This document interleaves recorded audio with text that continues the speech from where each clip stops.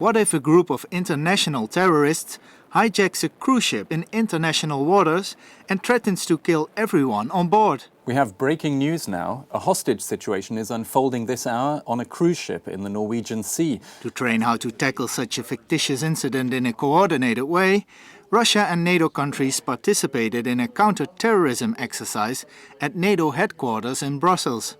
NATO and Russia have very good cooperation on counter-terrorism because unfortunately NATO countries, Russia, have had lots of experience with terrorism and therefore we need to work together.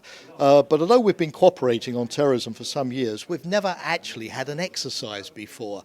So the idea of the exercise is to compare our methods. How do the Russians approach a major terrorist incident? There are different agencies. How do they coordinate?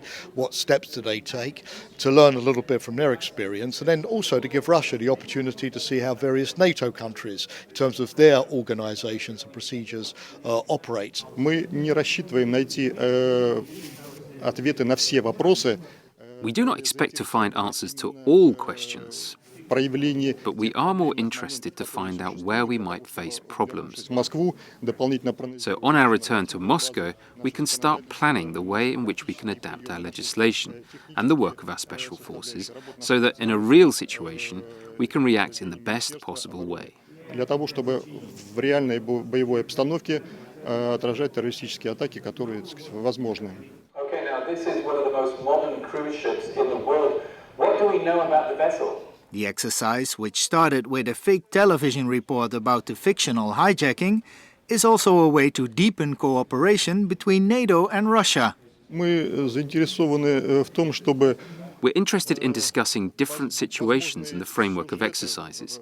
This will allow us to go through all the different kinds of conceivable scenarios and consider the best answers, so that when we face real threats, we will be able to react in the best possible way and will be able to save as many human lives as possible. таким образом, чтобы избежать значительных жертв.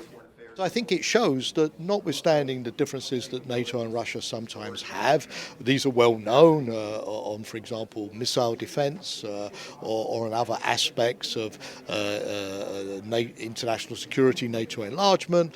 We can talk about those differences, we can find cooperative ways forward, but we can also continue to cooperate very, very closely in areas where there are no differences at all, where we have a great deal of commonality of approach and understanding, like in the area of terrorism. So I think today it shows that NATO and Russia have a much more mature, more stable, and also more productive relationship than was the case just a few years ago. This is a NATO Channel report.